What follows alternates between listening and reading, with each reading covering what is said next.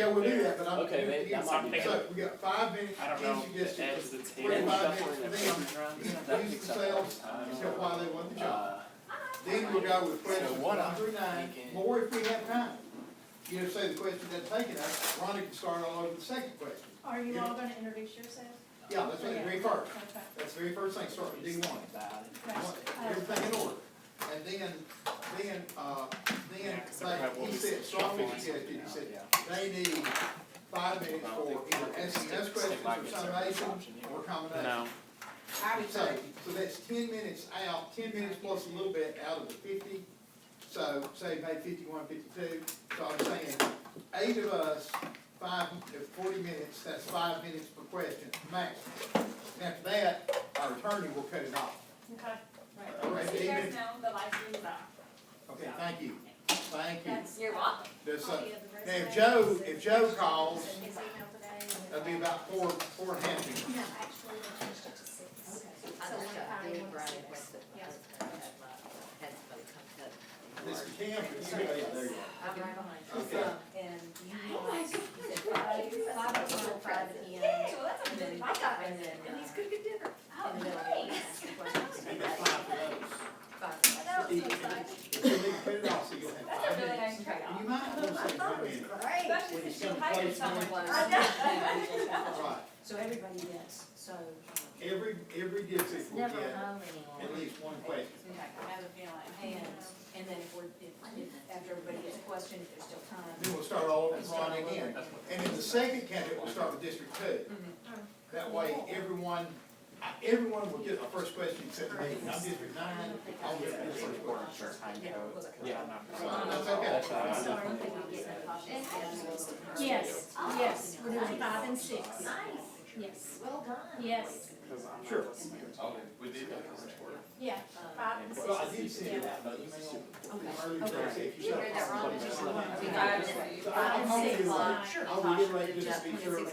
Yeah, so we don't have any bedtime in between. So you're supposed to talk about Well, no, I think One thing on. It's okay. Hours will be just. My great mom- Saturday. Right. I have it. I was like, my granny always had that bag in her first situation. I So my paper house, she always had that church on Sunday. love it. I love that. And my daddy calls the one anymore. I had the glove box in my car. Thank you. I forgot that was all. after 5 I minutes. know, I And can. so when I looked over, I'm like, she was switched on. And then we got the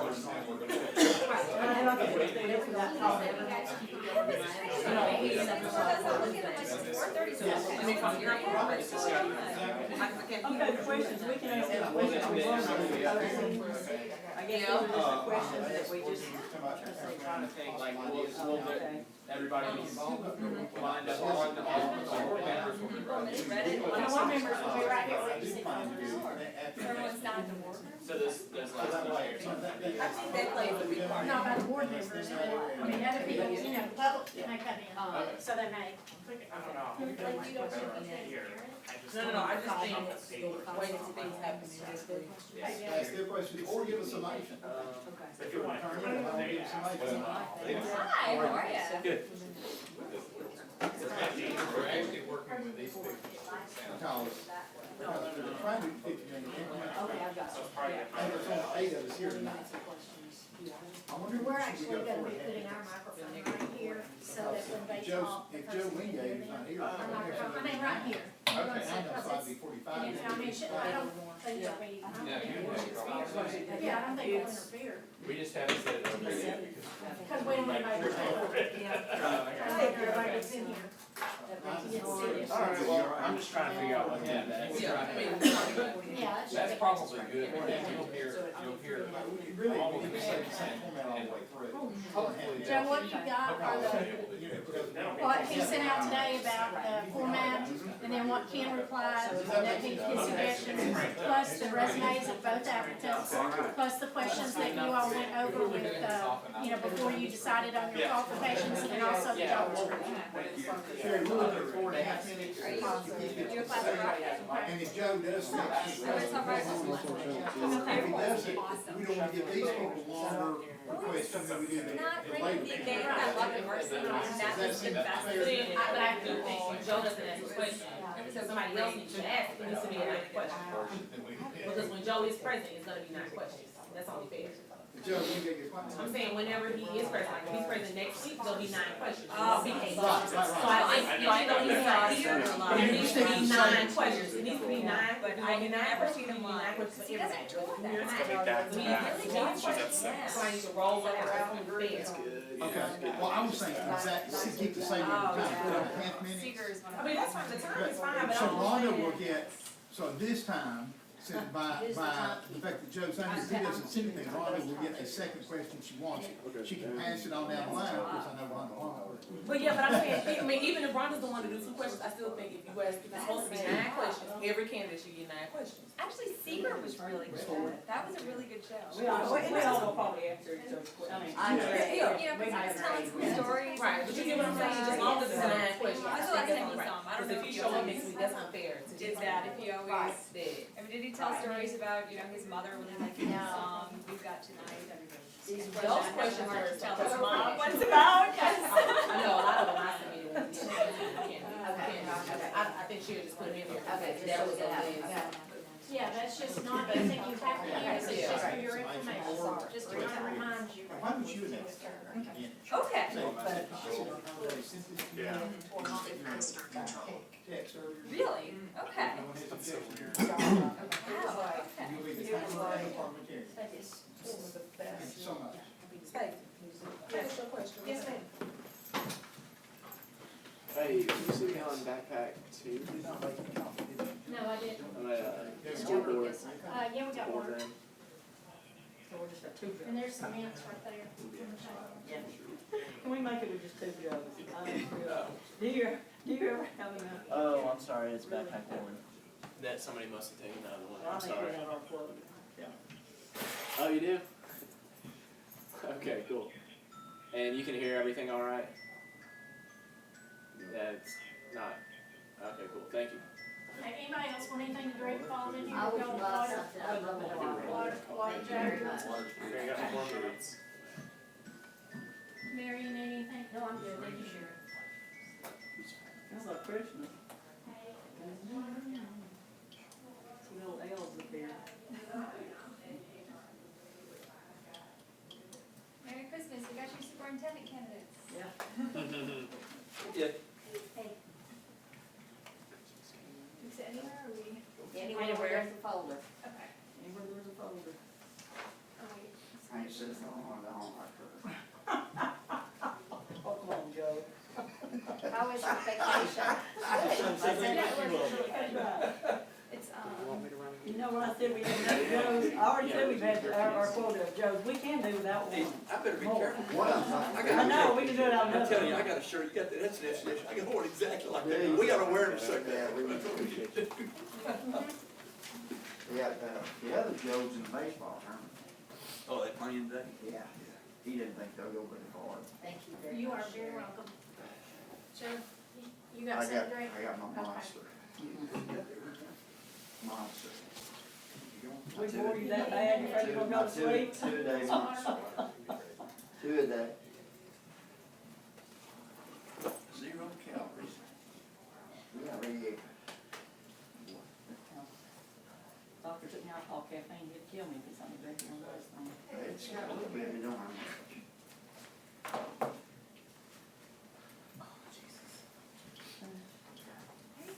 Hey. You, sir? I've been to a lot of good ones, but he's sometimes also haven't been to a lot that I really want to go to. Oh. Okay. My best concert story is when I met the bassist for the band Stonehenge Atlas, because the singer who's now dead, was from one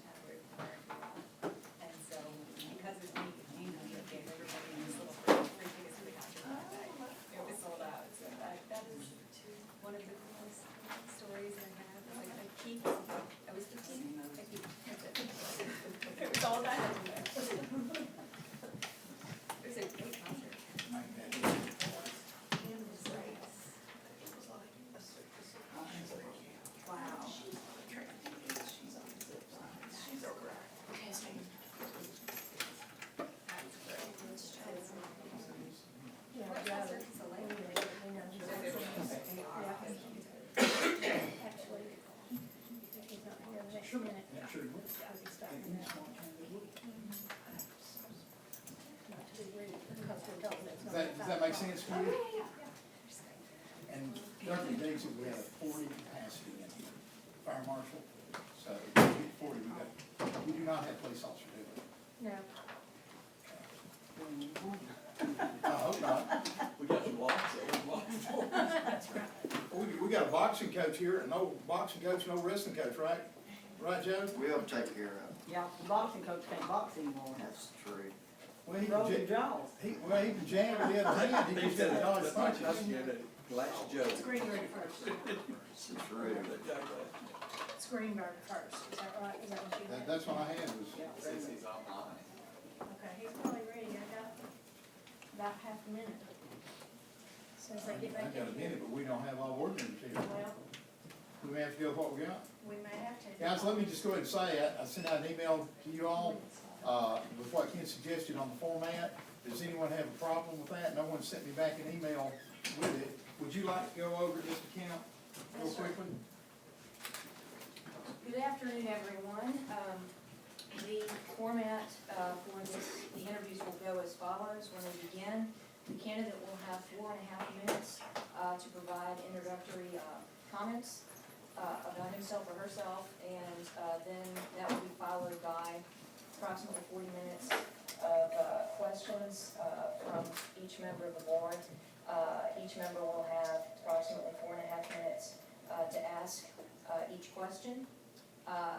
Everyone, including the interviewee, will get a 1-minute warning during their time period, so when you've been going for 3.5 minutes, I will verbalize a warning to let you know that there's 1 minute left. And then at the end, after all the questions have been asked, there will be 5 minutes left in the hour, which will be for the interviewee to do a summation or ask their own questions or whatever they may see fit to do, and that's how we proceed. Does anyone have a question or a problem? 5 minutes each one. The 4.5, to make it come out within the time frame. Sometimes it may not take that. It may not take that long, that's just the max. And you will start all over, you know, if run out of time, we'll start back over, start with districts 1 to 9. With the second candidate, we'll start with district 2. Hey, just a point of clarification, we only have 2 tonight. That is correct. All right. The Are second they one gonna dropped be- out. Back to back, They're gonna be, Back to back. okay, that's gonna be my question. yes. Good, my grandson's got a ball game, 7:30, so good for You you. should make it or at least part of it. All right, let's go. 5 o'clock, let's try them. She got a question. Yeah, I do have a question. I mean, how, well, I wish we weren't already connected with him. I don't wanna ask this of the candidate. It's fine.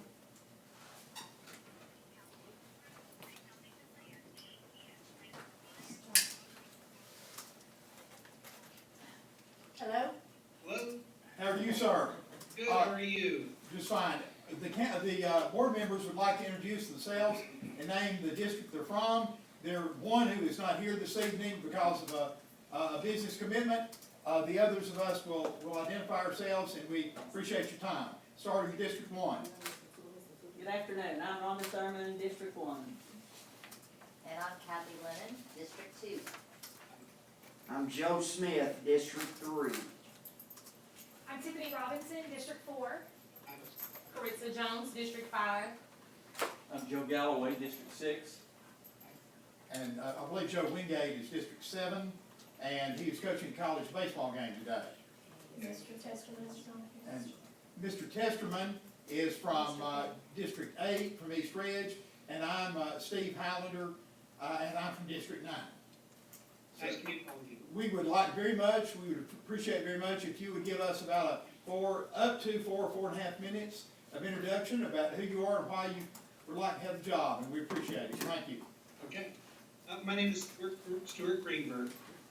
I've been an educator for 35 years. I started in Broward County Public Schools, which is approximately the 6th largest school district in the United States. I started as a teacher, actually started as a paraprofessional. I became a classroom teacher, behavior specialist, working in the area of curriculum, school reform. Was ultimately put in charge by the superintendent of 34 elementary school, 6 middle, 6 high schools at the Turnaround project within our own district. All of those schools improved student achievement, improved their school grades, supported grade schools publicly. As a result of their great work of the partnership with the schools, I was contacted by the U.S. Department of Education, asked to go to Florida State University, work on a federal reading project that I did for about 4 years. From there, I went to the Florida Department of Education, worked as regional executive director, where I was working with superintendent school districts that had the largest achievement gap to assist them in closing that gap. I became the director of reading for the state of Florida, and it also combined its Office of Early Learning at that time. So I ran both of those offices for approximately 3 years. Was asked by the superintendent of Leon County Public Schools, through my relationship as being a regional director, one of the high schools I worked with was in this district. He asked me to join the district about 4.5, almost 5 years ago. And I did, came back into the public school after being at the department. And I'm now the Chief Academic Officer of Leon County Public Schools, which has approximately 34,000 students. We are the highest performing minority majority school district in Florida. We exceed state averages in ELA and math. We have a graduation rate that also exceeds the state average. Thank you very much. We appreciate that. We'll start with Mrs. Rhonda Thurman from District 1. Okay. Yes, one of my main concerns is children reading, which is one thing that I really liked about your resume here is all of your reading experience. And also basic math. I just wonder what is your philosophy about reading? How do you go about making to ensure that students will read by the time they get out of the 3rd grade, which we know is crucially important? Well, it all starts with professional development for teachers and administrators. Teaching reading is complicated and is a job of an expert. So the first thing I think to look at is what is the current achievement by teacher? How much growth have students had? For instance, if you have a 2nd grader who comes in as a non-reader, not just looking at proficiency, but also looking at the growth that they make through intensive interventions and generalization. The same holds true of mathematics. I think teaching reading and teaching math is the job of an expert, and you need to have ongoing professional development. One of the things that we put in place here in Leon County was providing summer professional development for all of our teachers in Title I schools, and any other teacher that wanted to attend was also made available for them to attend. In addition, we put in what we call instructional leaders. Each school nominated a teacher from each grade level that came to 4 workshops during the year, and those workshops built on each other so that teachers can have ongoing professional development. Every month at our principals meeting and assistant principals meeting, I provide professional development to them along with going out to schools. And so programs don't teach students. Teachers that have a strong understanding of content, of interactions, and of feedback and encouragement. Reading is a process, math is a process, and differentiating the learning and the teaching is what can accelerate student growth.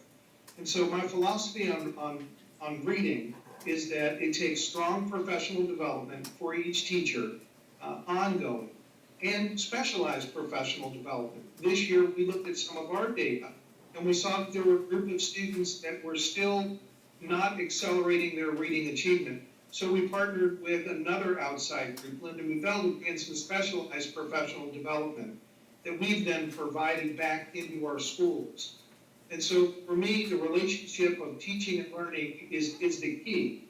And professional development, when I look at data, I don't just look at proficiency, I look at what kind of professional development is needed so that we can accelerate student learning. Also thinking about language development in preschool and pre-K, language development in kindergarten accelerates thinking. One of the things that we've worked with our teachers on is throughout the day, if students aren't learning a skill, they need to have interspersed opportunities. So for instance, if you're lining up, it's a perfect opportunity to go over math facts and math games. If you're having students that are having difficulty in sight words or phonological awareness, throughout the day, interspersed when kids are walking down the hallway. For me, learning occurs in school throughout from the moment students arrive until they exit. And And I know what's possible in closing the achievement gap in reading and math. It's a lot of hard work. It takes working with principals to realign their resources, to make sure that teachers have an opportunity to reflect on student work. But I think the key that is not just initial professional development, but ongoing professional development looks at the work of students. I don't believe in layering assessments. I believe in using the information that we have to close an achievement gap if it exists, but strong instruction so that students don't have an opportunity to fall behind. So I don't necessarily believe in a program. I really strongly believe in ongoing professional development provided by our own teachers. Nothing builds sustainability more than knowing that you can rely on someone in your grade level or in your school to come in and model and demonstrate, look at student work, and practice lessons. I often ask teachers 3 important questions when they're planning lessons. When you're planning a lesson, what is it you want all students to know? Who do you think will learn it? And if you can tell us who you think will learn it, what can we do differently before a student has an opportunity to not learn on time? And that's critical professional development for administrators, for teachers, and then ensuring that students use their skills. Students who are learning math need to learn to apply. Students who are reading need to generalize and read and write and speak. It's a seamless process. Thank you. District 2, please. Hi, Kathy Lennon. Hi. Welcome to our school board year. To me, funding is a big issue, and funding is always an issue in Hamilton County. So I would like to hear, how will you engage the community in order to promote funding for Hamilton County public schools? I think there's some important pieces that need to happen, and one of the things that I've been part of is developing a business advisory council, where members of businesses throughout the community meet on a regular basis to look at not only how are we doing with student achievement, but how are we doing operationally? What are the costs of transportation, food services? How are we doing with facilities? I think having a dialogue that's ongoing, sharing what's working, sharing what the strengths of the community and the school district are, along with what do we need to close any existing fiscal gaps. I think having a 3 to 5 year plan on facilities, having a 3 to 5 year plan on student achievement, when you can incorporate that into ongoing business advisory council meetings and community meetings.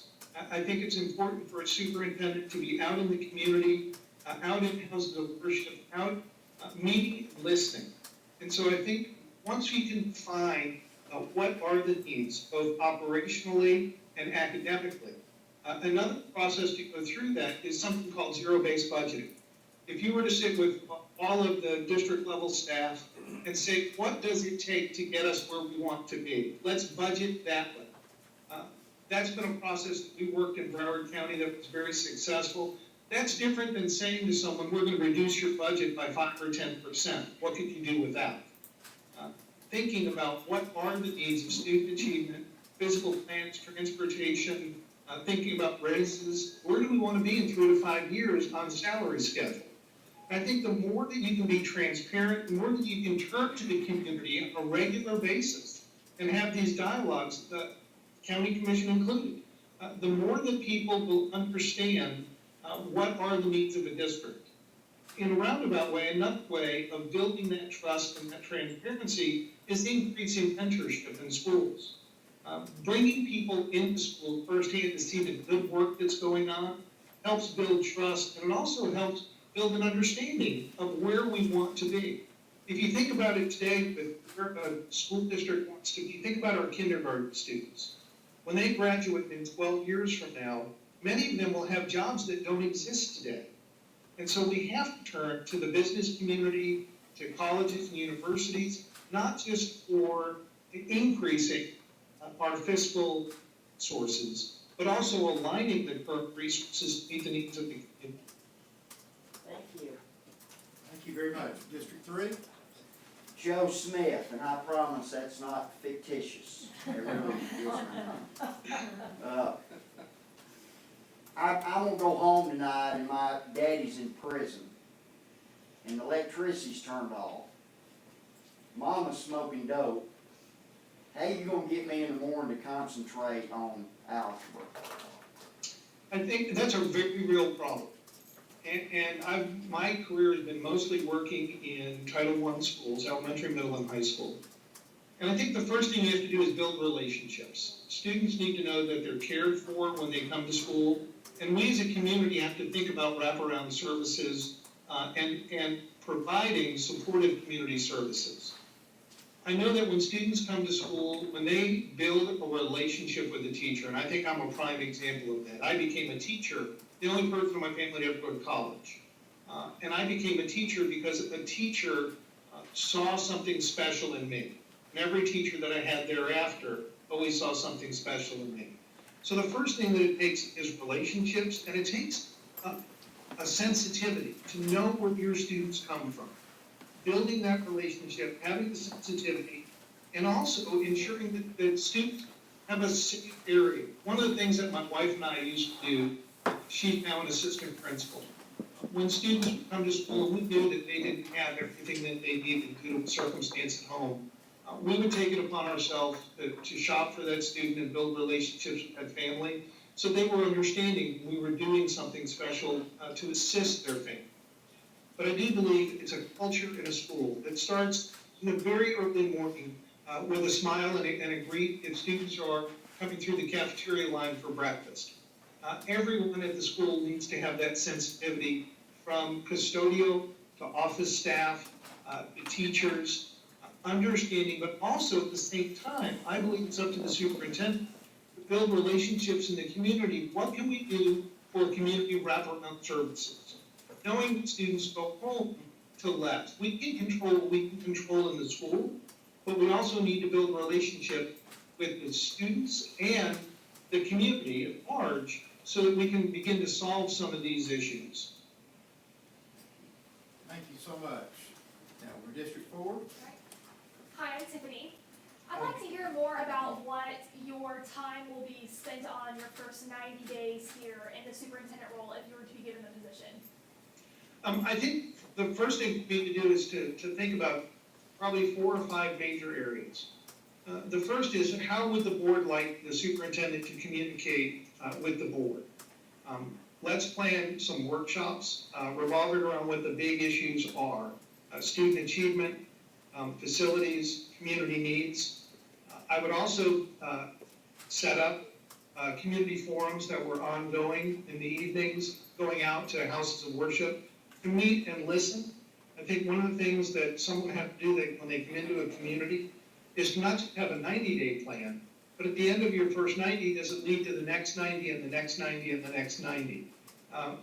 One of the jobs of a superintendent is going in, meeting with principals, meeting with whoever the leadership staff is, the leadership team of the district, meeting with assistant principals, meeting with representatives of the union. So that would be, the communication plan would not only be with the board, but also with union administrators and then the community forums. Another aspect within the first 90 days would be a review of the budget. Where are we currently? What does the debt look like in the district? What do our salary schedules look like? Where does the board want to see salaries in the next 3 to 5 years? The other area that I would look at is also meeting with employees who are not teachers. So we have to think about meeting with staff in facilities, transportation, food service. Those are people who work daily, are unsung heroes of the school system. So part of that would be meeting and listening to them. Also visiting schools.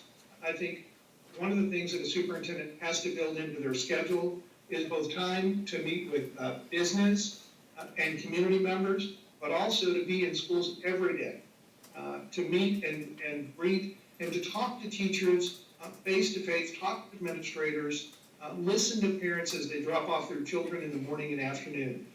So my first 90 days would be communication plan.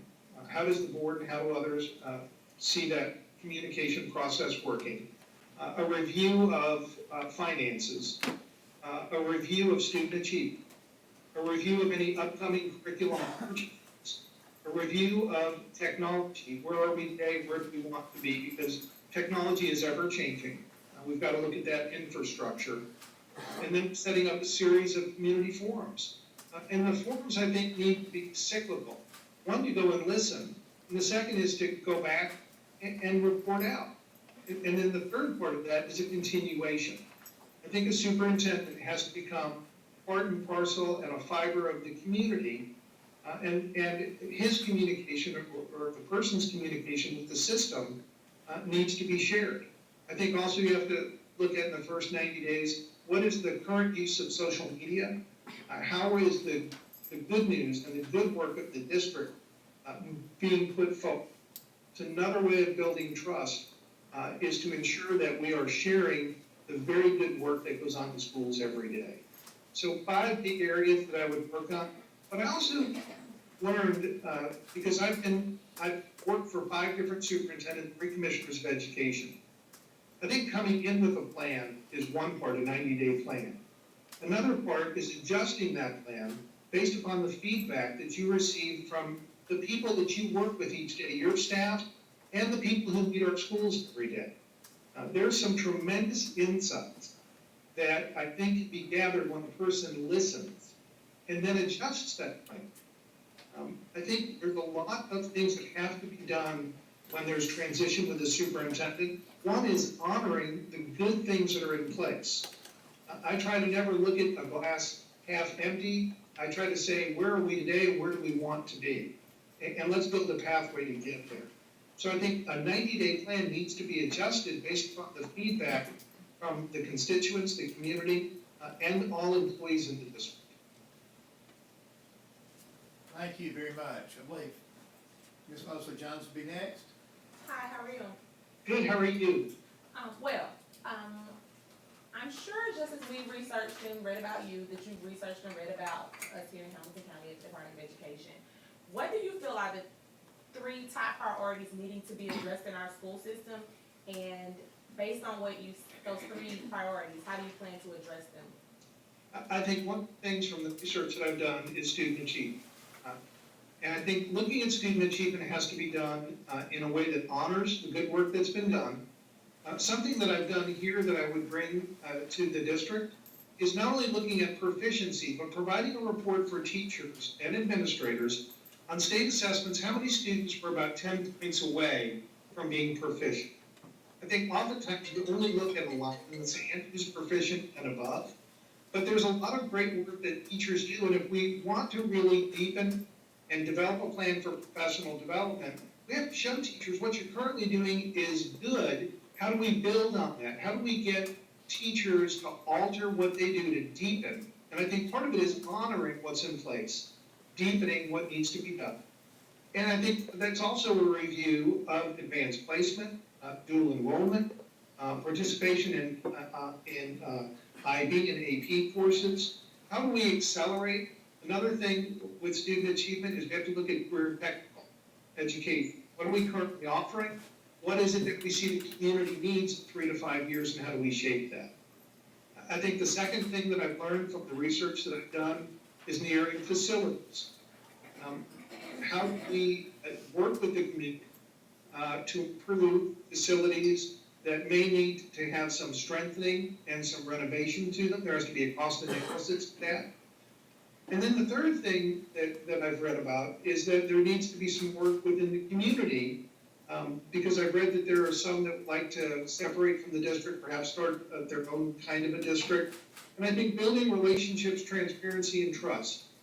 And part of that goes with how do parents feel when they drop their students off at school every day or they ride the bus?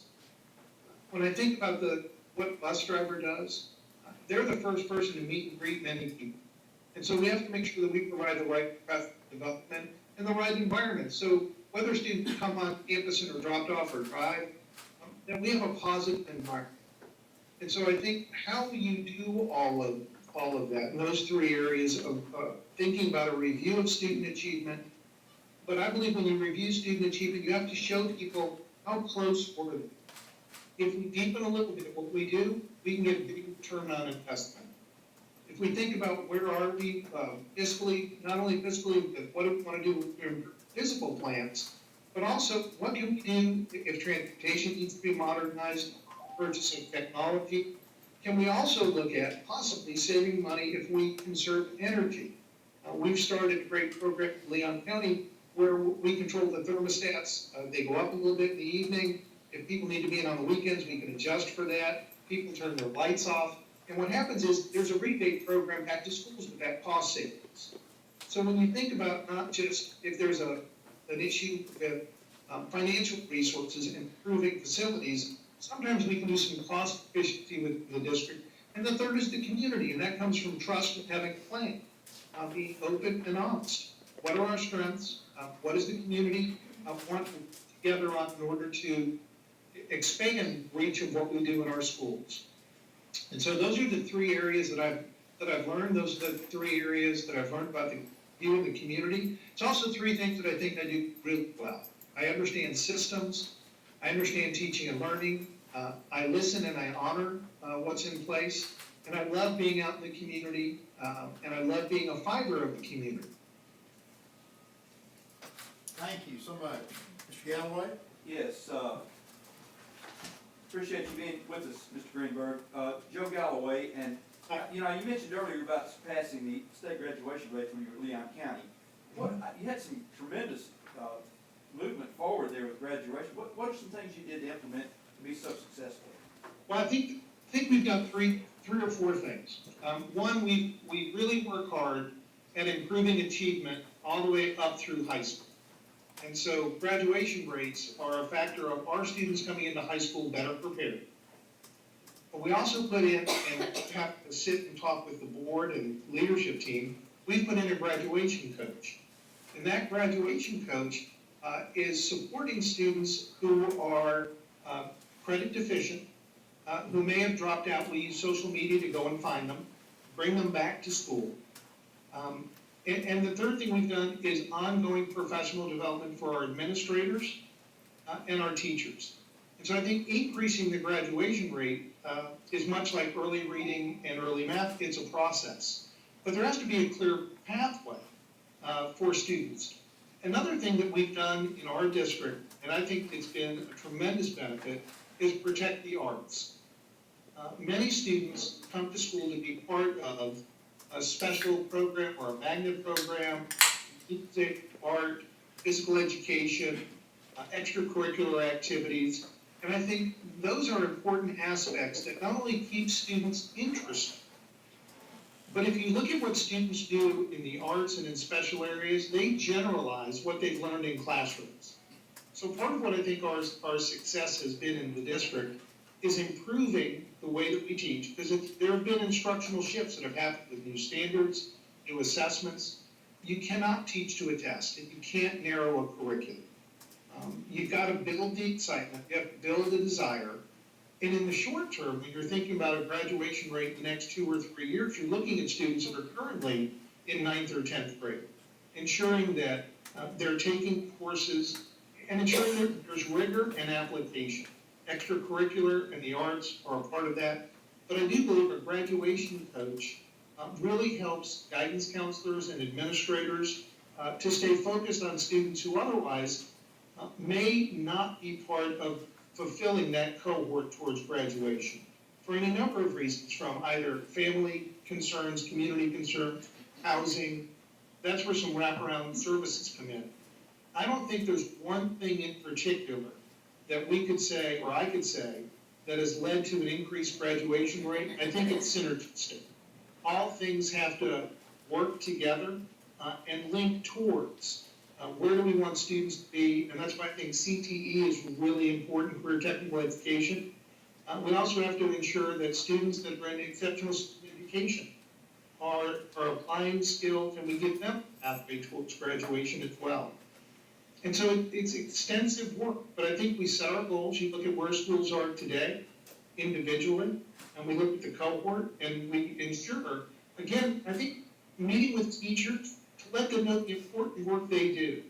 Every student that they build a relationship with that goes home to something less than what we would like for our own children, that teacher or group of teachers in high school is a lifeline for those students.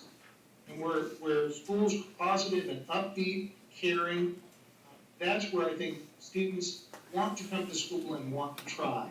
Gotta have a safe environment for everyone, teachers and students, and administrators. Thank you. Mr. Greenberg, I'm Steve Highlander, District 9. I have a question in relation to student success. What do you think the relationship between special needs students, say an autistic child is, and what should it be in the school system? How would you deal with those needs of kids? And this comes from from several of my constituents who've asked this. Sure. My background is in special education. And so I think the first thing to look at is what is our graduation rate for special education? What kind of specialized professional development have teachers had to accelerate and meet the needs of students with language development, with reading, with writing, with math, and with application skills? One of the things that I think we have to work towards universally is ensuring that when a student has an IEP, that we work diligently not only to meet the needs of the IEP, but how many students that receive specialized educational programs exit and go back into the mainstream? And we have to think about, as we did here in Leon County, we were very self-reflective. We looked at the needs of our students with exceptional needs. And we saw that many of them weren't growing as fast as we would like them to grow. And so we turned to a partnership with an outside group that provides specialized professional development. We not only provided the professional development and the materials to the teacher, we also went into what I think was an innovative coaching process. It was almost, if you can vision for a moment, so when the teachers left the professional development, they had about 2 months to work at their school, transfer their learning, but then we brought in, we called it a robot coach, basically a secretary with an iPad, and the folks that we partnered with professional development were able to maneuver in the classroom, co-plan the lesson, give the teacher the feedback, and then come back for the second round. Where we didn't have a wireless environment to do that, we used cameras that were embedded on the computer in the classroom, kind of on a swivel. And so I look at exceptional student education as what are we doing to meet the needs of students that are currently there. We'll also look at it as what can we do preventatively to reduce the likelihood that students may be placed in exceptional student education. And what is our exit rate for students that have been in exceptional student education? For me, for exceptional student education, we have to make sure that it is specialized. And we have to provide our teachers with the professional development, whether it's in behavior management, building relationships, or in academics. And parents trust us with that. So it's a very special trust. And again, I think it's a group of parents that we have to listen to. If you're a parent of a special needs child, there's something that we need to make sure that when those children come to school, that not only are we providing the best education possible, but we're building a pathway. Where do we want children to be in 2 and 3 years? And we have to always look at how are they applying skills. So for me, part of it is going back to the 90-day plan. What has been in place that is successful? What is it that we want to do at a greater rate? And providing the professional development to teachers, administrators, ongoing conversations with parents. I believe, honestly, that there are complex solutions that we have to work as a team to solve in education. Programs don't teach kids. Highly skilled professionals do that have a plan and a pathway towards excellence. And so that's what I would do. Just quite quickly, of the value of inclusion, could you comment? Sure. I think there's 2 things we have to look at with inclusion. We have to make sure our students are included in general education, that it is being successful for both the general education student and the exceptional student. We have to make sure that if we have separate and apart programs, the students are in a full-day ESE program at an elementary, middle, or high school, that they also have opportunities to work within non-handicapped peers throughout the day in the area of athletic events, in the area of arts.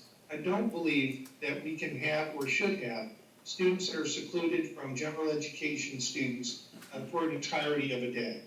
Where we have inclusion, it has to work both ways. And we also have to prepare students, both general education students, ESE students, and families for what might be different and impactful. There is a process of supporting students and moving that support away so students become more independent. One size fits many, but not all. And so you have to look at the individual needs. That's why an IEP is important, or a 504 plan. We have to make sure that they are not identical for every child. And we have to look at what do we do when things are working, and how do we come back as professionals and meet with parents, have ongoing dialogues when things are not going as we thought they would. How do we overcome obstacles? And so I think inclusion works well, but there's a supportive environment and process that has to be in place for all students. And it's a great opportunity when we think about when students leave school, what do we want them to leave school with? Not only to be ready to college and career, but we also want them to be understanding of what's going on in society and to be helpful to each other, have leadership skills, have compassion. When you walk on a school campus and you see compassion and passion from everyone that's there, and the same in a school district. There are two things that a superintendent can do well. One is to set the tone for leadership by being passionate about the work. We have the greatest job, I think, in the world. What we do is more complex than a neurologist. But we also have to have the compassion. We have to understand the challenges that society places on families, places on teachers, and expectations. And I think a superintendent has to be thoughtful and careful. We don't lower our expectations. We set our expectations, and through a pathway of well-funded professional development, having community resources that are aligned, students can achieve greater heights than we ever thought possible. But I think it takes alignment, it takes the passion, the ongoing learning, and the compassion. Thank you so much. Ms. Thurman, are you ready for another one?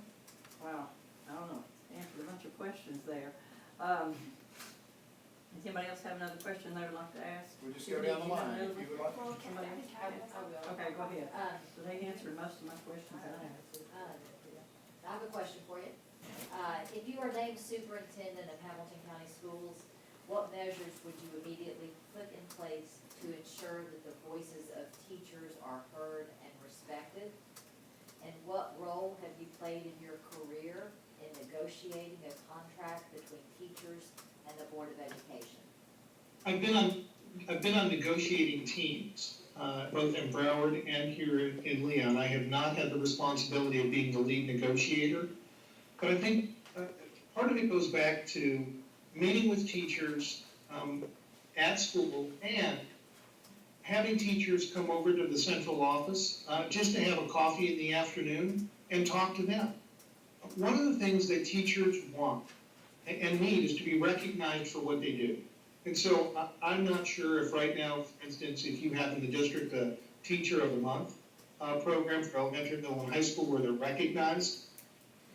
Where teachers are doing a great job, they need to have a level of autonomy that's agreed upon by the principal. They also need to have a level of recognition. Where things are not going as planned, the first thing to look at is what is the professional development to deepen what a teacher does. We need to have honest conversations about here's what you do well, here's what we're going to improve, and here's a pathway to improve upon that. And so I think it's up to the superintendent and working with the board. Teachers work really, really hard. They get their before school, they get their after school, they give up evenings and weekends. How do we honor that great work? I think, again, one of the ways is by sharing success stories through social media. Another is by honoring Teachers of the Month. Another way is by saying if we want teachers to be honored through salary, how do we put in place a plan for 3 to 5 years of increasing teacher salary? What is it that we have to change what we're doing in order to get there?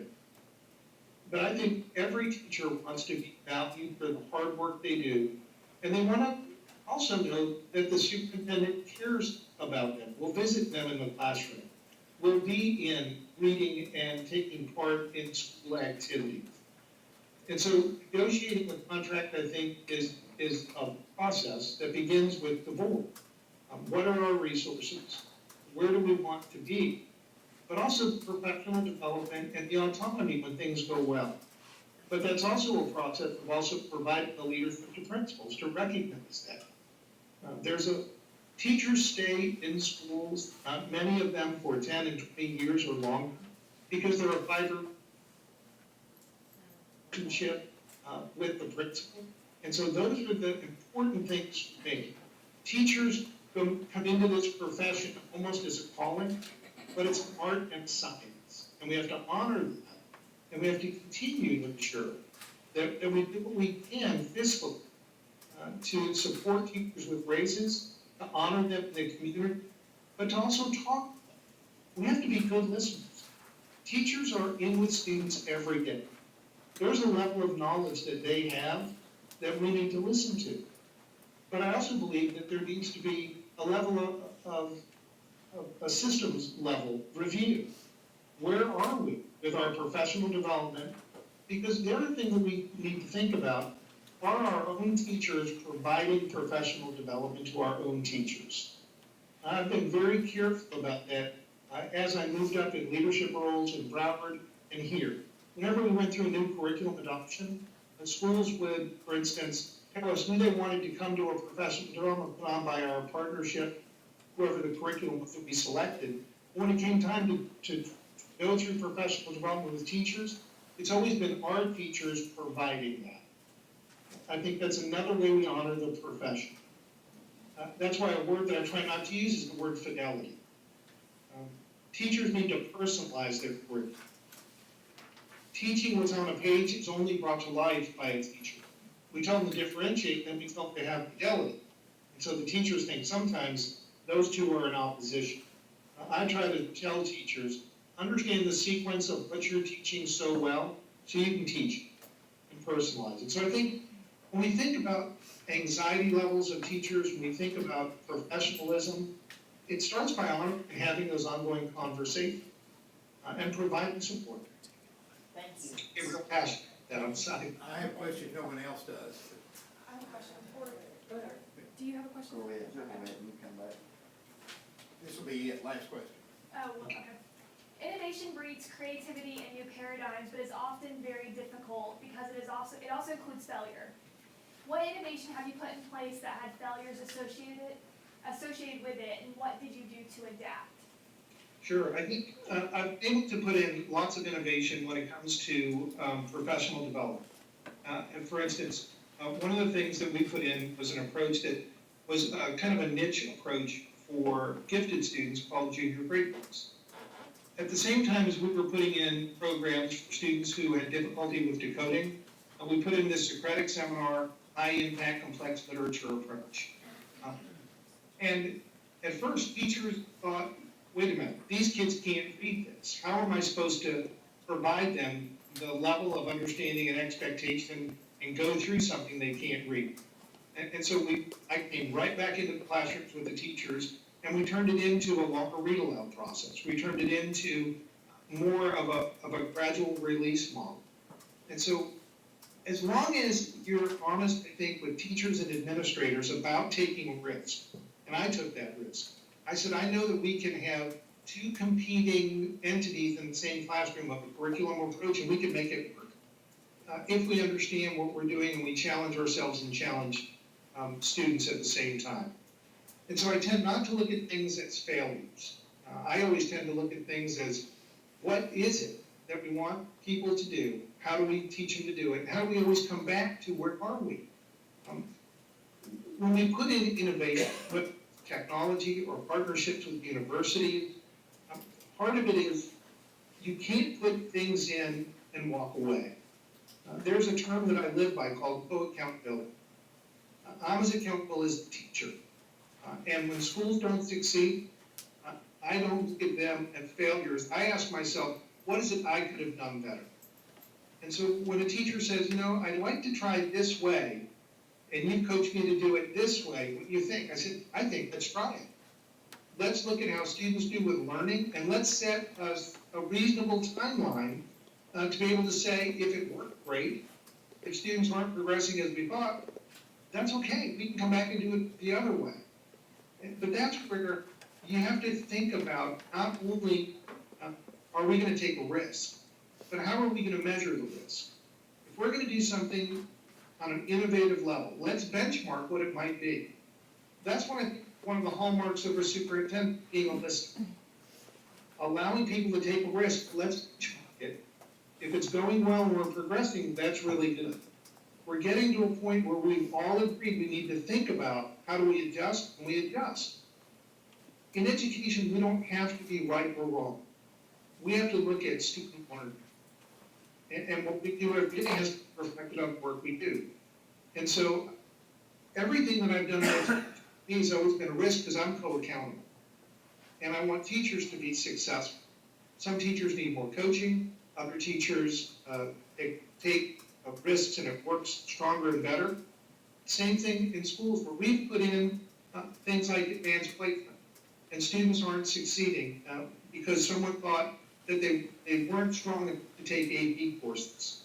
Question is, how do we then differentiate the learning? We know that for advanced placement, all students can be talented. The question for me is, how do we alter without watering down a curriculum?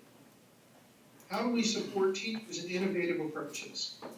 If we do things different up front, we can accelerate later. But when we say that this is the only way to do something, I think what we have is a roadblock to success. So co-accountability is a term that I have learned to live my life.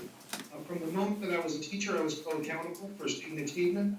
When I became a curriculum director in the district in Broward, working with superintendents, co-accountability is something that we have to take very seriously to support risks and innovation. Thank you so much, sir. Could we, you may have up to 5 minutes to either do a summation or ask questions of us, and thank you again. Well, I want to say thank you for the opportunity. There are risks, challenges, in becoming a superintendent. I've had the opportunity to work for 5 different superintendents, and I've learned from them what to think about, and that's what I thought about when I applied. I looked at my strengths, which are student achievement, building relationships, and understanding systems. And so I didn't enter into this application without thinking about, what do I do, what do you need? And I also went to school in East Tennessee, so it's always been a favorite place for me. I went to Hiwassee College for 2 years. I worked at a camp in the summer for special needs students. And so that's why I applied. I think I have 2 questions that I'd like to ask you. What is your timeline? And second, one of the things that I saw was your organizational chart, but I didn't see an organizational chart for support for principals, so I didn't know where that was located. Well, we do have an organizational support that the present staff has been putting in place. I'm not sure how to get it to you. We can get it to you.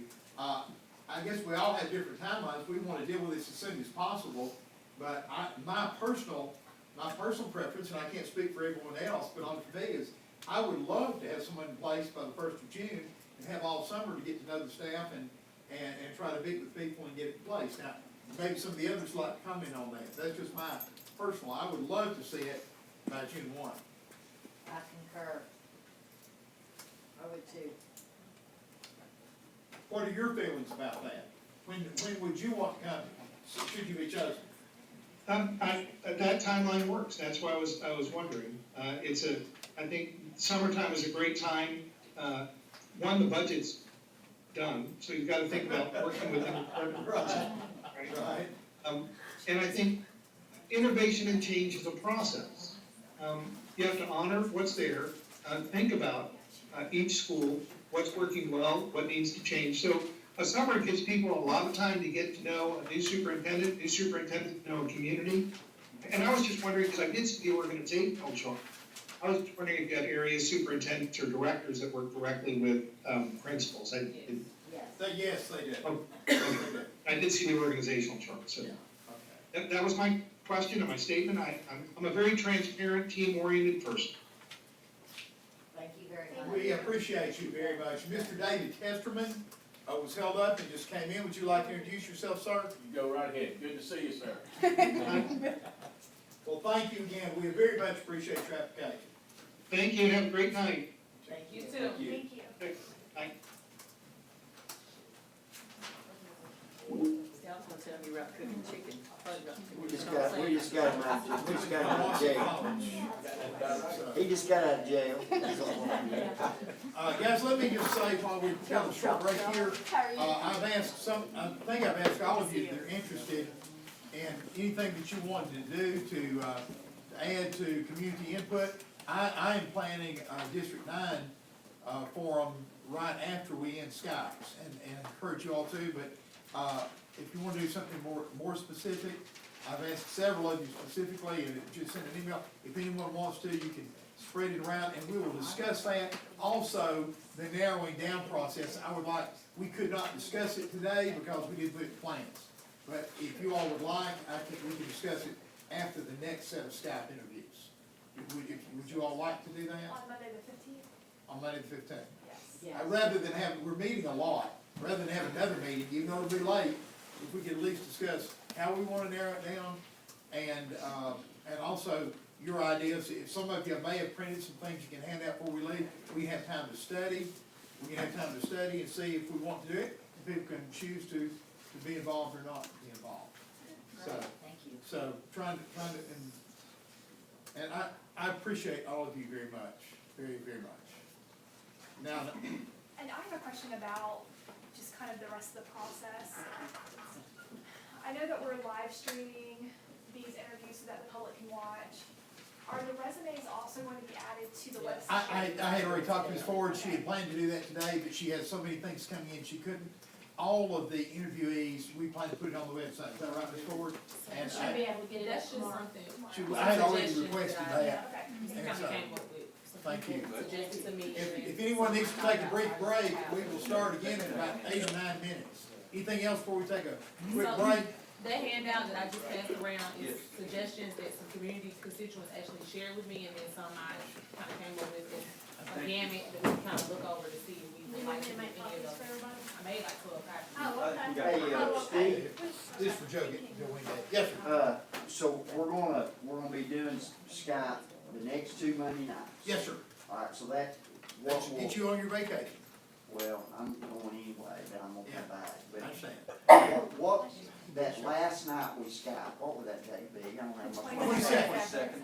Alright, is it really, I thought I just understood you say your timeline was June 1st. Well, I would like to see it done by June Is 1st. that, is that realistic?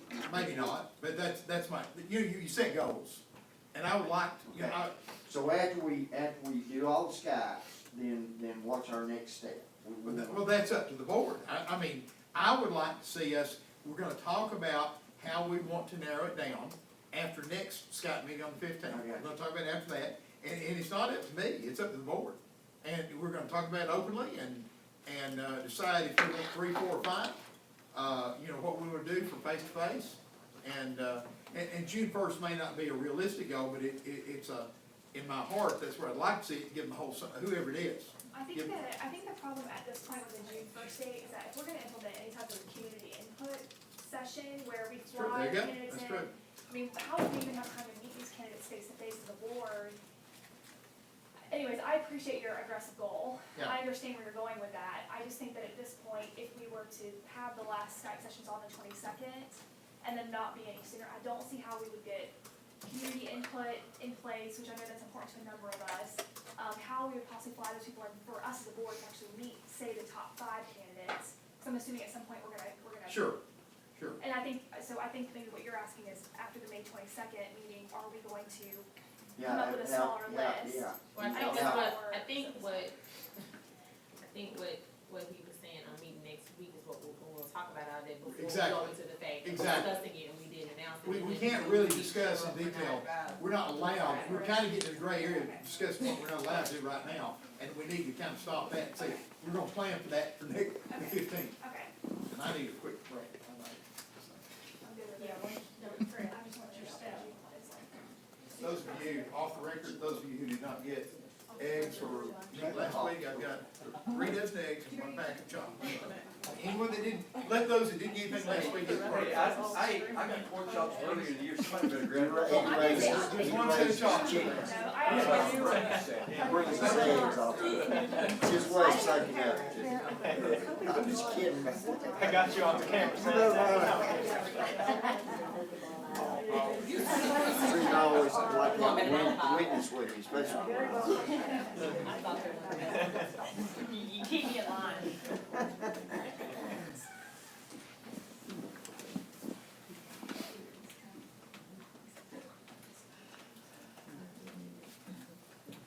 Y'all gonna have to build a fire in this rending station. It's cold. Can't believe you saying that. Good. Ain't y'all paid, did we not pay a light bill or something? It's cold. We're gonna feel home. You gotta get ready for the summer school board meeting, they have the air conditioning on, so much we always do now. This works, you gotta learn. Good.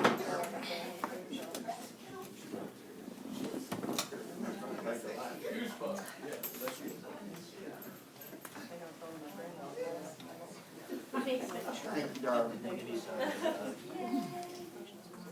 There's more kids, more about to let that swear on. You better bring your egg. Yes.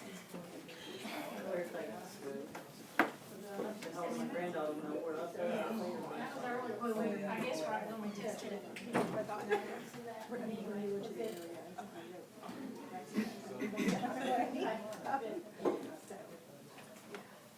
We had time to test the others for the day, so. Yeah, he interviewed pretty well. Yeah. We're at Broward County, is that my name? We're at Broward Ask Tiffany, since Tiffany's from Florida, ask her. What's Broward County? Is that my name? Yeah. Hours, Is that my name? Yeah. that's what I was thinking. It's right down. Yeah, I was thinking it's way down. Yeah, it's way down. That ain't even the south anymore. It's like, that's a whole Yeah, hour. Totally. Yeah. Way down there. Way down there. It's for a lot of it. Yeah, it actually is. Actually gets way down there. Down the keys.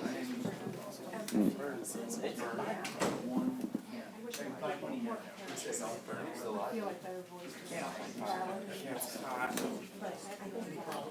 says turn it on now.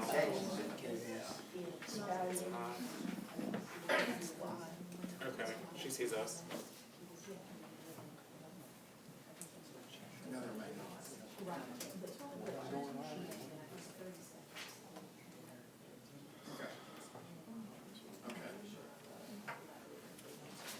Ladies and gentlemen, Mr. Camp is suggesting 4 minutes and a 30-second warning. She said they can make the flow a little smoother.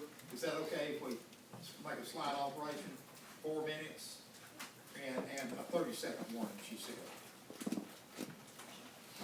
No problem, anybody have a problem with that?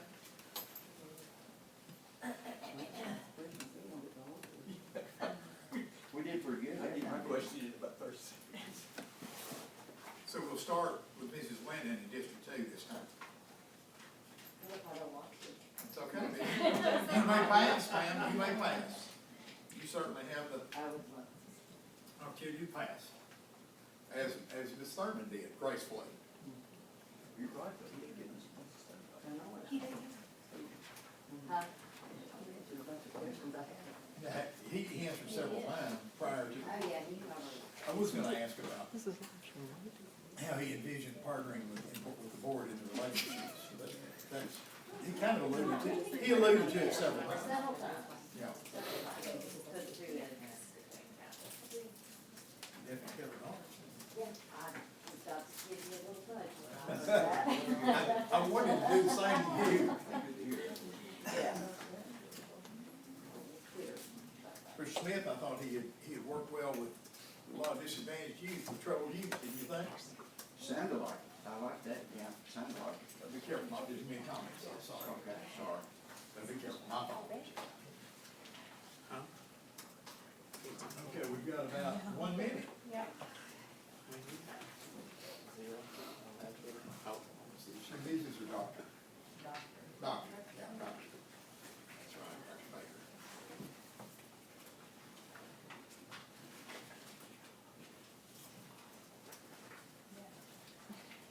Greenberg is Mr., correct? Be sure, I did address him as Mr., but I want to be sure to address her correctly. Get warm in here. But you're eating Reese's better than most of Jack's. Pardon? Have you tried to do caramel M&M's?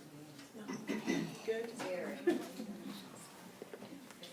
My favorite, I love the Reese's eggs going, so. They have the Christmas trees. Yes. Okay, here we are, we're on the go.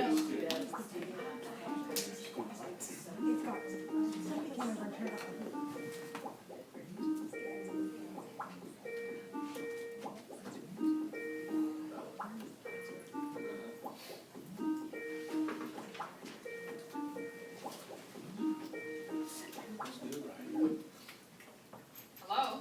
Hello, Dr. Baker. Thank you so much for your interest and concern. We look forward to a conversation with you. After, we'd like for you to take 4 or 5 minutes to tell who you are and why you would like to be there. But first, we're going to introduce ourselves by district, and 8 of the 9 board members are able to be here for you, and we're looking forward to our conversation with you. District 1. Rhonda Thurman, District 1 Representative. Hi, I'm Kathy Glenn in District 2. Joe Smith, District 3. I'm Tiffany Robinson, District 4. Caritza Jones, District 5. Joe Galloway, District 6. Mr. Wingate in District 7 is unable to be here due to a business commitment. Mr. Testman? David Testament, District 8. And Steve Highlander, District 9. Thank you. We'll let you have, the format we're going to follow is we will start with District 2 through 1, and then we'll have about 4 minutes for questions, and then we may have time for more questions after that. But we will let you have a summation at the end or a time to ask questions you have of us. But so if you would please, give us your introduction, ma'am. Thank you.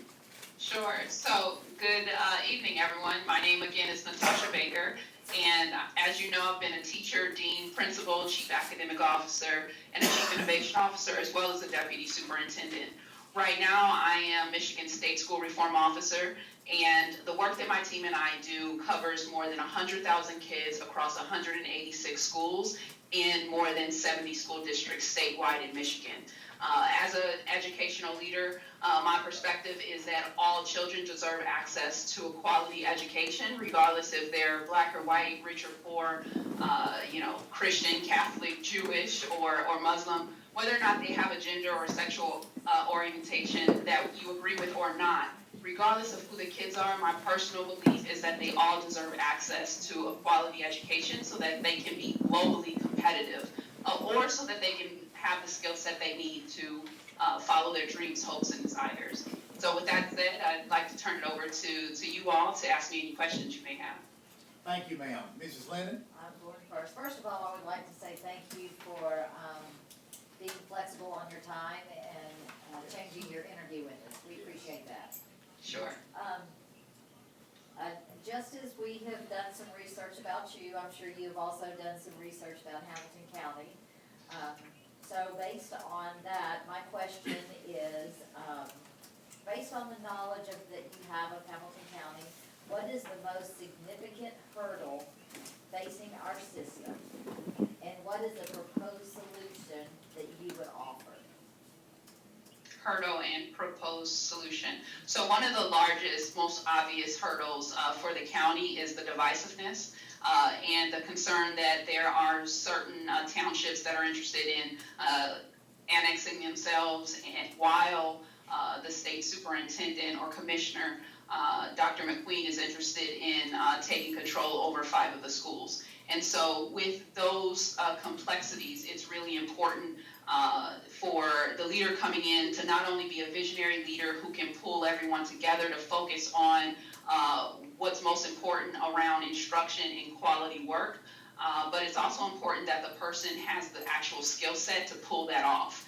And so one of the proposed solutions in terms of making sure that Hamilton County moves forward as one cohesive quality public school system is to make sure that the hire, and obviously I'm hoping that it's me, is a person who again has the expertise and the background to work with both types of communities, whether it's a low income, predominantly African American community, or a middle class or a rural white community.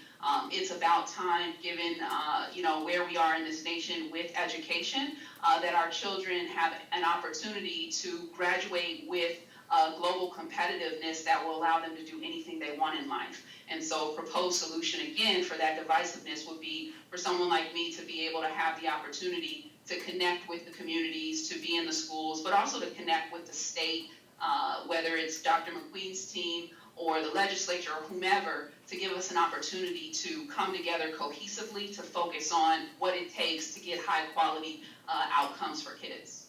Thank you very much. Thank you. District 3? Dr. Baker, are you a Spartan or are you a Wolverine? Wolverine. Okay, just a little comic relief there. That's okay, we won't hold that against you. Tell me what, Dr. Baker, what a reformer in terms of education means. You said that you were running the Reform Center or the Reform Office. Explain to me exactly what that is. Yeah, so in Michigan, the State School Reform Office is largely responsible through legislation. So legislation actually established my office, and my team and I are responsible via that legislation for identifying schools in the bottom 5% in the entire state. So Michigan has 1.5 million kids. Again, there are about 100,000 kids that are in priority schools now. So our job is to identify those schools, to manage their planning process in terms of the type of redesign plans that they write, and then also to provide every 6 to 8 weeks, we provide some updates, monitoring, and so forth. In that entire process, my job is to make sure that we're very connected with the State Superintendent of Public Instruction at the Michigan Department of Education, the legislature, obviously superintendents statewide, as well as community stakeholders. So by and large, the legislation requires us to identify the schools in the state that are in the bottom 5%, to manage and monitor their planning efforts in terms of the plans they have to submit to us. We do a little bit extra around data and making sure we disaggregate the information and understand who's on a positive trajectory. But one new piece, and we've gotten additional authority since I've been in this position from the legislature, is to provide a next level of accountability in the event that schools don't make progress. And so right now, the state superintendent and I have been engaged in making sure that folks write partnership agreements and that they are invested with their communities in terms of moving forward in turning around the school academically. Thank you.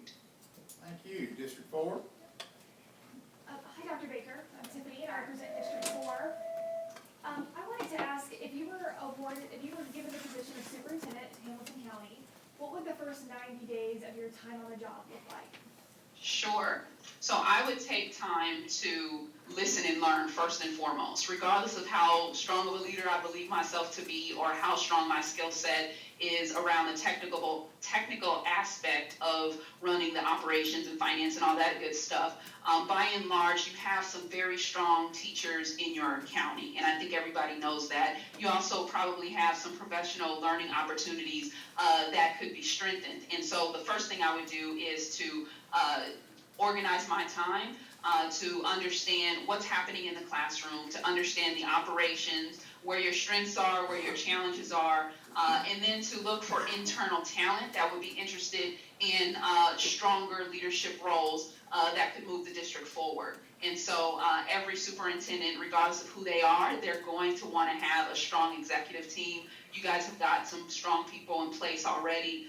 And so again, my first thing would be to listen and learn, to take tours of the school, to understand what's happening in the classroom, to meet with community stakeholders, and better understand, again, for those townships that are interested in transitioning, I want to meet with them also to understand, what they find challenging, what they would like to see change. I obviously would be more in the inner city as well, and better understanding where the strengths are, where the weaknesses are, and then I would pull together some folks to write, a shared plan to move things forward. I'm big on not just vision and mission and values, but also drafting the types of tasks that can be managed, monitored, and measured for progress. So listening and learning, looking at the financial reports and audits, any previous audits, I'd want to know what those look like. I'd obviously be doing school classroom visits, community meetings, board training. You guys have probably already gone through board training, but I would be interested in going through that process with you and spending some time in a retreat to get to know each other, to establish, some measurable goals collectively. But those are a few things that I'd want to do in the event that I was afforded the opportunity over a 90-day period. Thank you so much. District 5? Hi, Dr. Baker. Hi. Hi. As Kathy said earlier, you probably done a lot of research about us, and we talked about one major thing that you would do to try to implement here as a concern for us.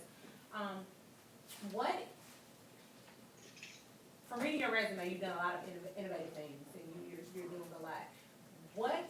Give us an example of one thing that you've done that has been out of the box to affect change in your school district, or in a district that you worked in, or in your current position?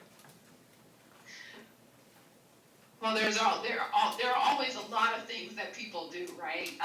But there are a couple of things that I've done over time that I'm pretty proud of. And I'm not sure how innovative folks think that they are, but they certainly changed the thinking going forward in the environment that I was in. When I was a principal, I'll give you different aspects because I've been a principal, like I've said. I've also worked at the district level and now at the state level. So when I was a principal, there were a lot of, African-American boys who either didn't come to school or they just weren't invested. It was post-Katrina. So we basically established a whole system down there. And one thing that was missing was extracurricular activities. And so I took a concept from when I was in high school. When I used to play sports, we had something called yellow cards, and you couldn't play in the game if you did not have all of your teachers sign, and teachers had a right not to sign.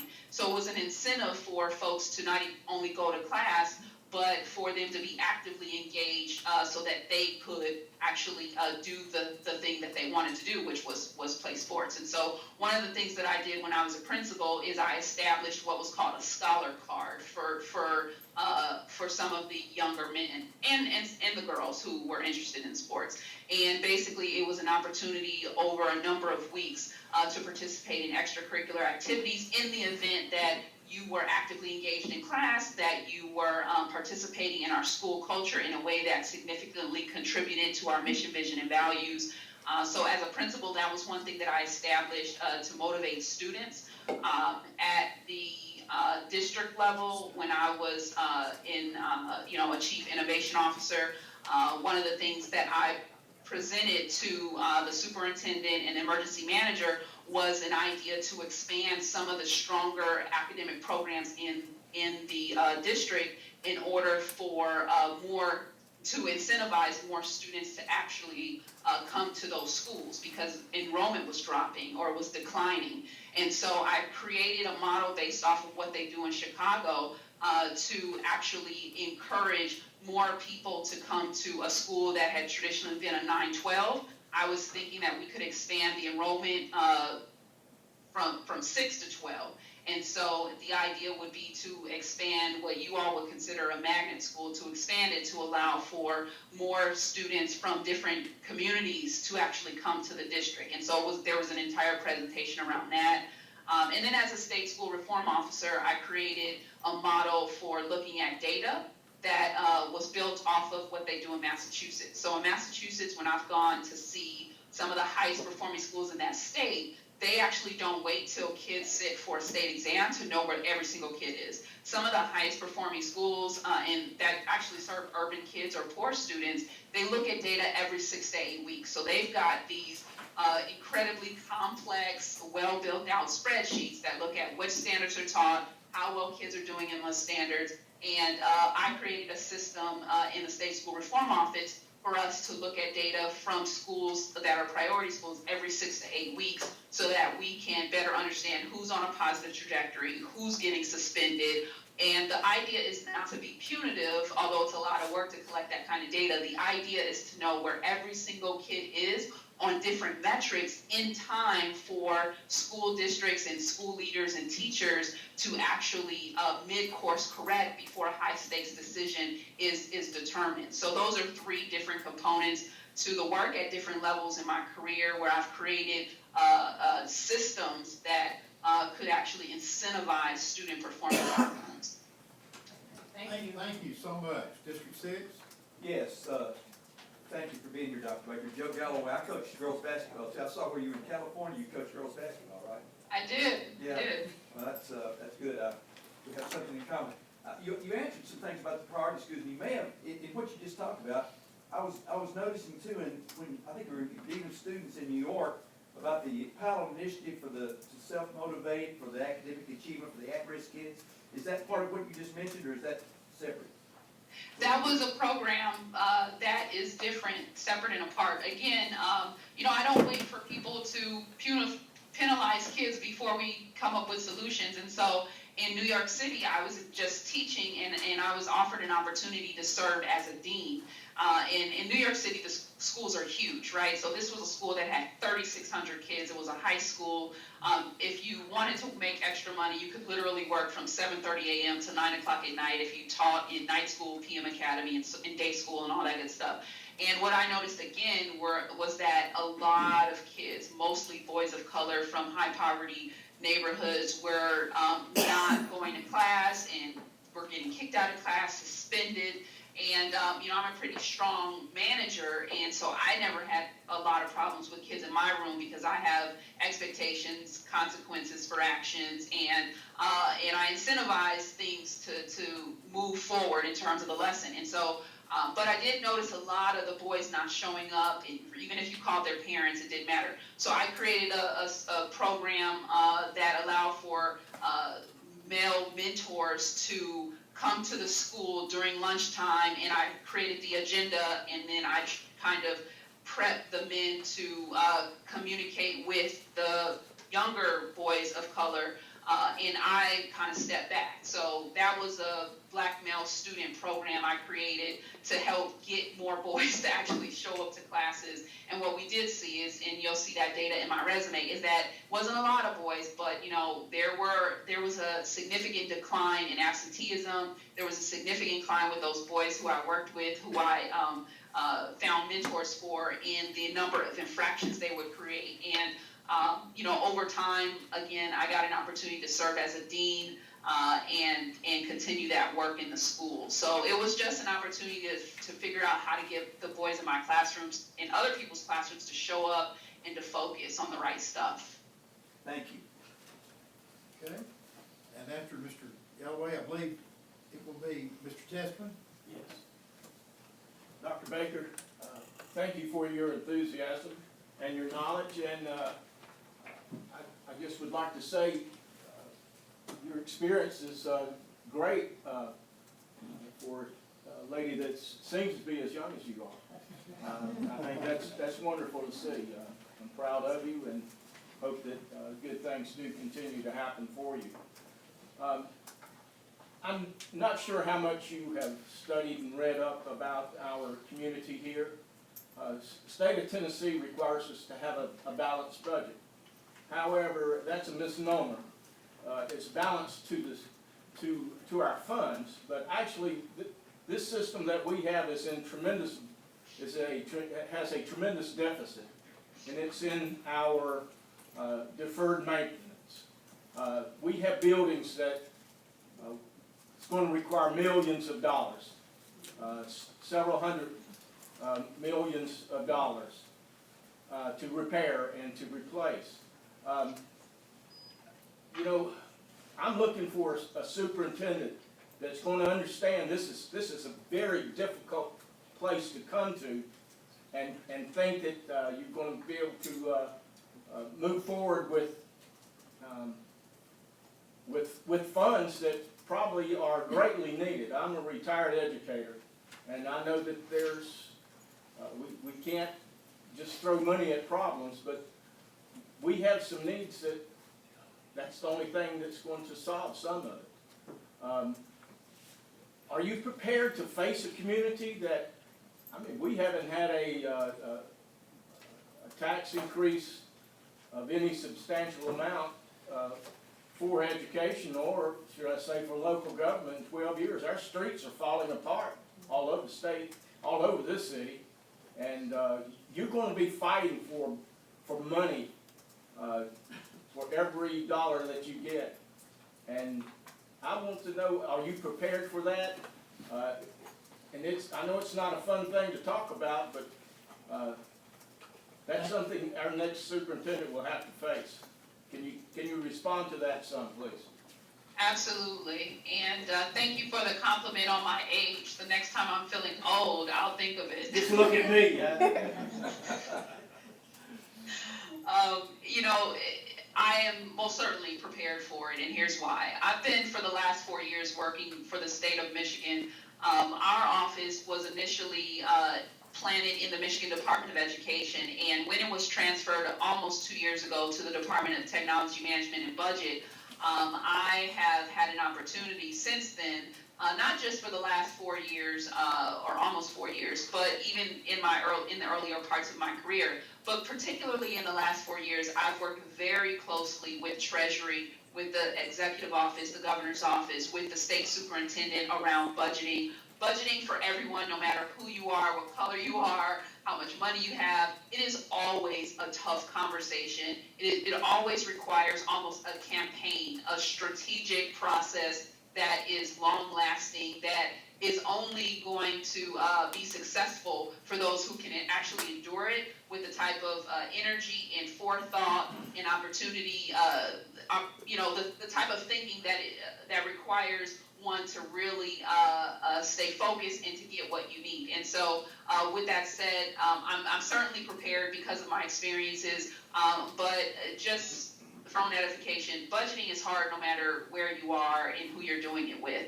And so yes, I do understand that there's, I think, something like $200 million in deferred maintenance. I understand that, I've been in the process with other teams to create capital campaigns. I've gone through the state budgeting process. We're still going through it. And so I understand the political and the policy aspects of budgeting. It is very hard, but with a talented team, folks who are focused, folks who know how to tap the community and tap the right influencers at every level in the system, we can make it happen. It's going to be difficult. I'm not saying that it's not.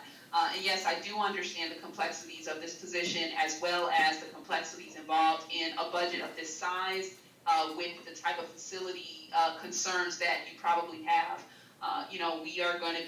We're going to need to look at the facility conditions index for every building, understand what needs to be done. We're going to have to prioritize. We're going to have to make sure that we get the best contracts once we do have the resources. There's an incredible amount of time and effort that will go into getting what we need in the school buildings. And so, yes, I understand the complexities of it, and I'm up for the job in that regard. Thank you. Thank you so much. Dr. Baker, you have an attribute that I admire greatly. The best educator I know, my wife talks with her hands. And so, but thank you very much for that. But I have a question. Several of my constituents have special needs children, and they wondered what your views with that were, how you would integrate their needs with that of the general system, and also your feelings of how inclusion should be included to meet the needs of all children. Thank you.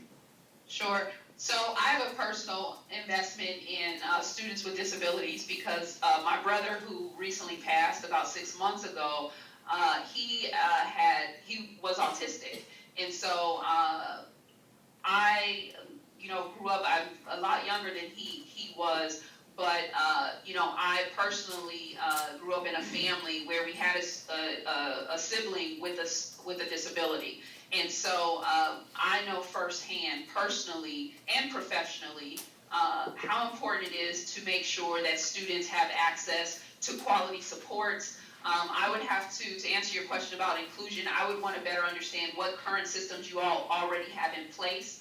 I would have to look at the individual education plans, the IEPs, to better understand, where we are with the upkeep and the maintenance of those plans. I would have to connect with parents to understand what the challenges are in the district right now, and in particular schools right now, with students with disabilities. I would want to know their concerns in order to address those. But I certainly believe that all kids, again, regardless of whether or not they have a disability or they're able-bodied students or not, I want to be able to create the kind of system and work collaboratively with the staff to make sure they have what they need, and where needs are not met and where we have deficiencies, I want to be proactive in making sure we get the kids what they need, and also that we're serving families. The role of the superintendent, as well as the role of teachers, it's about service. And so I want to make sure that service is of quality, and that it's more than adequate, but it provides the type of healthy environment that's needed, whether the students are included in or mainstreamed, or they need, certain clock hours outside of the classroom, whatever their needs are, whatever their parents are interested and invested in them having, whatever the teachers feel like is needed based off of maybe, universal screeners or response to interventions, depending on where a kid falls on the spectrum. My goal is to make sure they have what they need to be successful.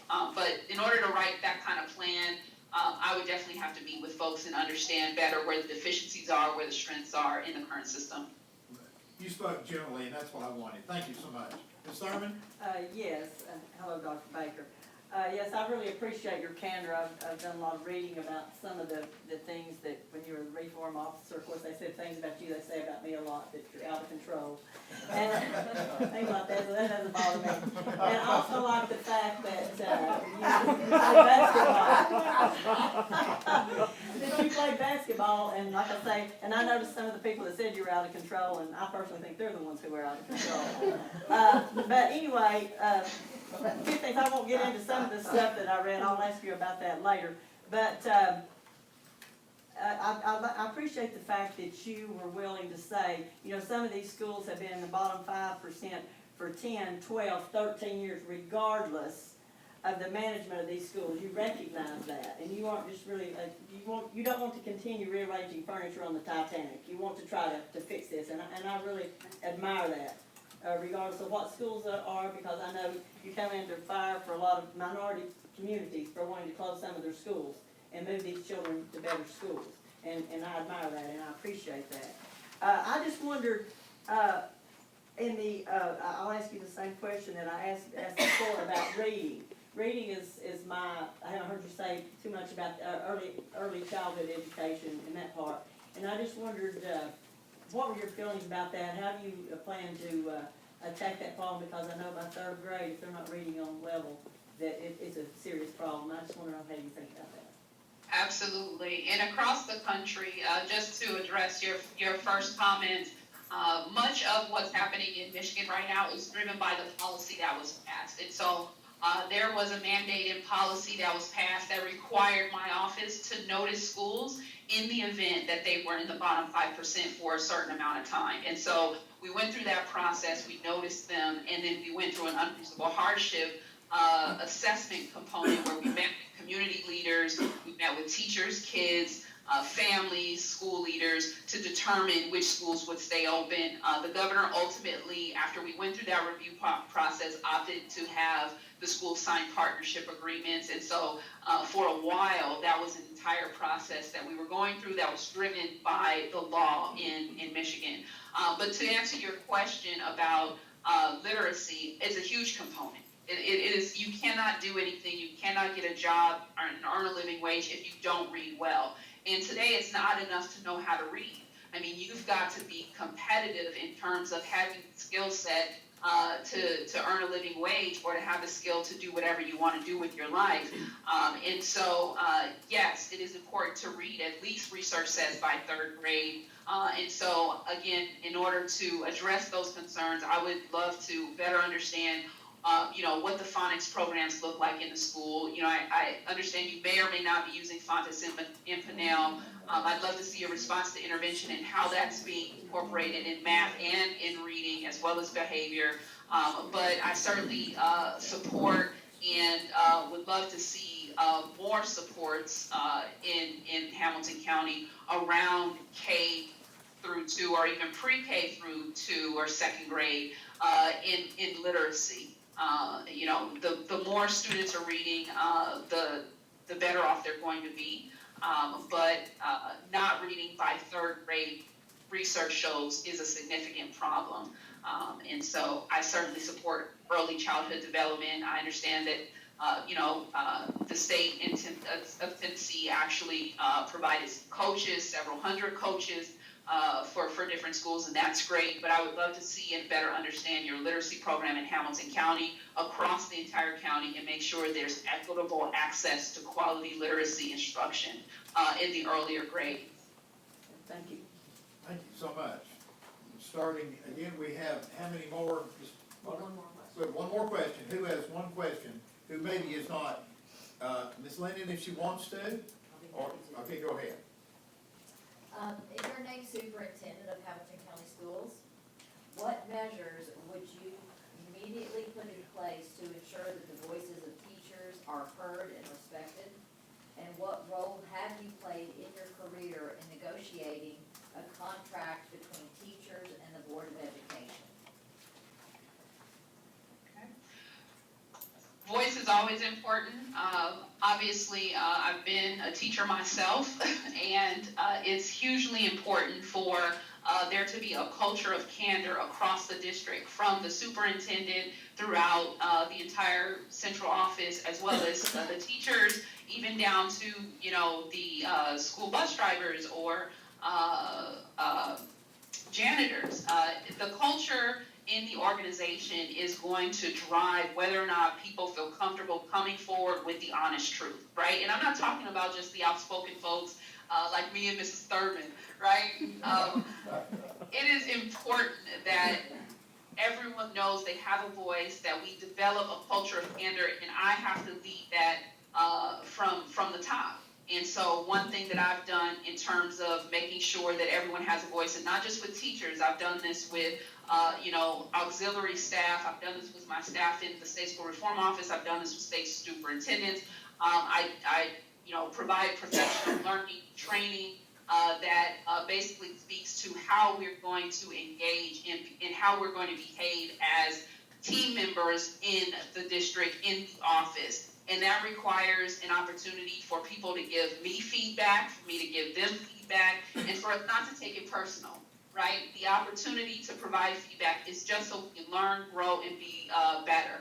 And so I have been in a position often with my own staff where they give me feedback, they tell me where there are gaps, where there are challenges, and then what needs to be fixed, and then I'm able to give them that feedback. And we're able to have tough conversations, right? So I'm not the kind of leader that's always going to be about harmony. I want to know if something I'm doing isn't working, if you have a better idea about how kids can learn or how we can provide stronger professional development, regardless of the money we've already invested, I want to hear that from teachers. Teachers are the soldiers on the front line. We can't do the work without them. And so I've always played an active role in providing professional training that would create the type of organizational culture that would drive home what we want to accomplish with kids. In terms of negotiating contracts, I have been on teams that have negotiated teaching contracts. I have written contracts for my own staff. But in terms of negotiating teacher contracts, I've not been a superintendent. I've just served at the executive level. Generally, that job is reserved for the superintendent specifically. But if given the opportunity to serve as your superintendent, I would obviously have an established relationship with teachers and better understand what their needs are, what their priorities are, I would have priorities myself, you would have priorities, and I would work to provide what teachers need in order to be effective. And again, I was a teacher for 5 years, so I know how hard it is. It is thankless work, but I wouldn't be who I am had it not been for my teachers. And so I respect the craft, I love who they are and what they do for human beings, and I would work hard to get them what they need, but I also understand that as a superintendent, I would have to prioritize, and everyone wouldn't get what they want, right? You wouldn't get what you want as a board, I wouldn't get what I want as a superintendent, they might not get everything that they want, but our goal is to put forth our ideal plan and to make sure that we have established the type of work environment that allows people to be honest, transparent, and to work hard, and also be rewarded and to incentivize an opportunity to do great work in Hamilton County. Thank you. Thank you so much. You fielded 9 questions for us, which we appreciate very much. And correct me if I'm wrong, that was the 9th, is that right, ma'am? And so now we would like to give you 5 minutes to either give a summation or ask questions of us, or you can do both. And thank Sure, you. so I'll start with some of the questions. I have a couple questions, and then I'd just like to sum things up. One question is, what do you all see as the major issues facing your new administration? So if I were to be hired as the superintendent, what are some of the largest challenges you see me facing? Obviously, I've done a lot of reading and a lot of research. This is a big job. It's an exciting opportunity for those of us who see it that way. But what do you see as some of the biggest challenges that I would face as a superintendent in your county if I were selected? Ms. Young? Hi, Dr. Baker. I think one major issue would be to navigate the political climate here. And that's just being as honest as I know how to be, transparent as I know how to be. We have the county commission, who is our funding body. We have literally 2 governments. We have a city government and a county government, but we run under the county government. But just making your way through the political climate, building those relationships. I don't think it will be hard to build those relationships, but it just, depending on who you're dealing with, it may be a little more difficult with some than others. Anyone else? In addition to that, I think it's been alluded to, the financial difficulties.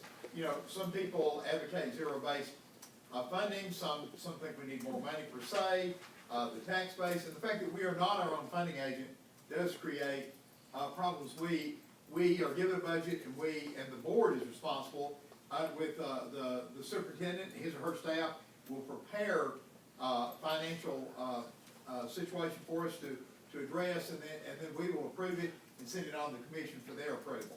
So that is, of course, we're right in the midst of that budget process now, and hopefully near the end of it, but that is a great challenge, I think, every year.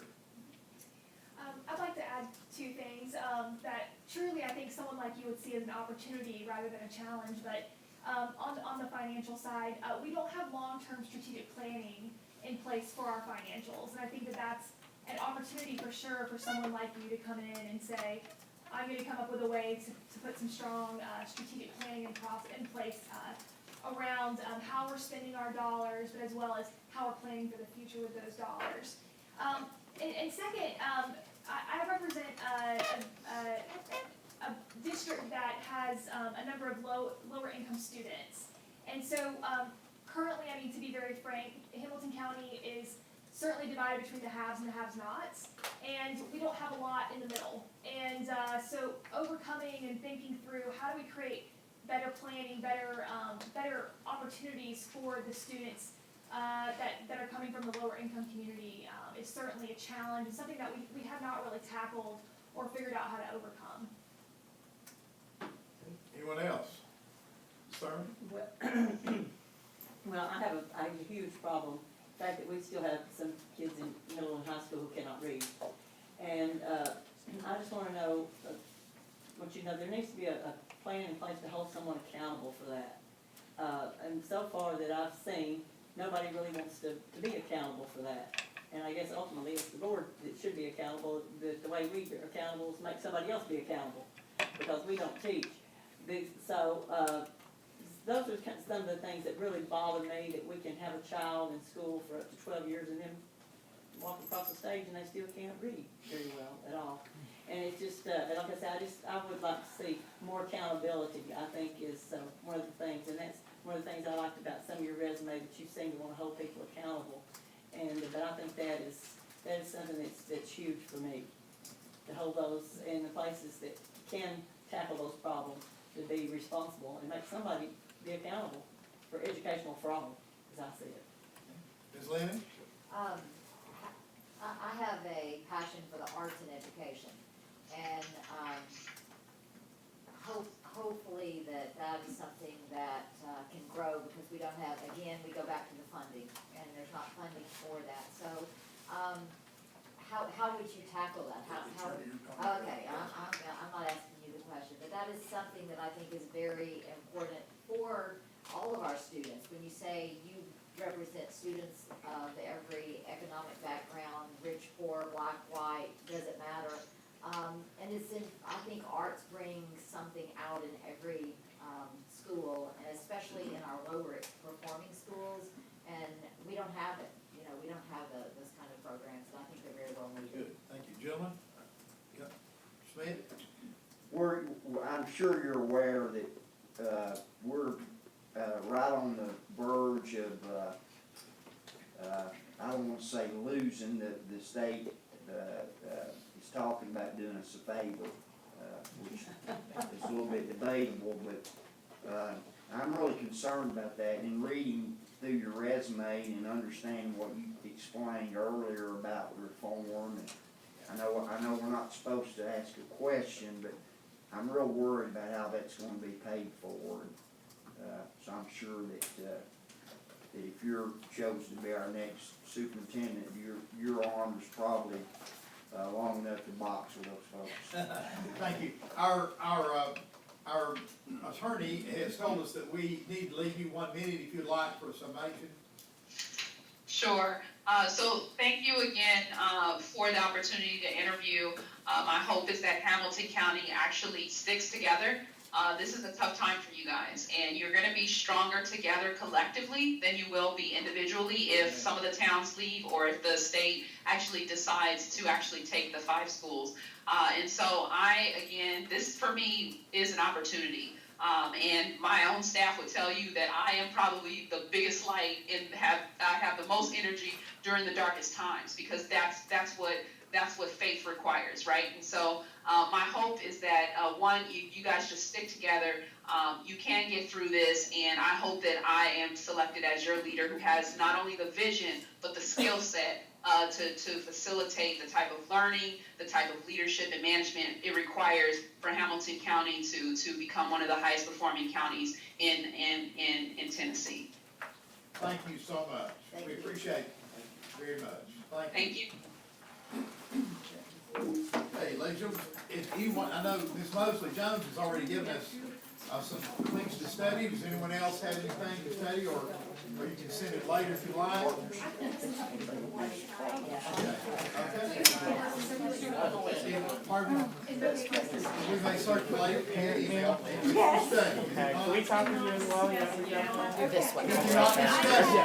We cannot discuss it. Let's go interview her.